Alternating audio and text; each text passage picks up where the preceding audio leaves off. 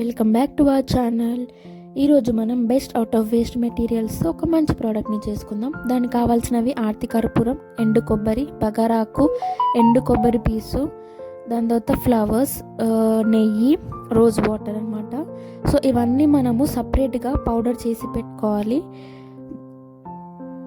Then ఇవన్నీ ఒక bowl తీసుకొని అన్నీ కలిపేసుకోవాలన్నమాట. అన్ని పౌడర్ వేసుకున్న తర్వాత ఆర్తి కర్పూరం కూడా మీరు పౌడర్ చేసి వేసేసుకోండి.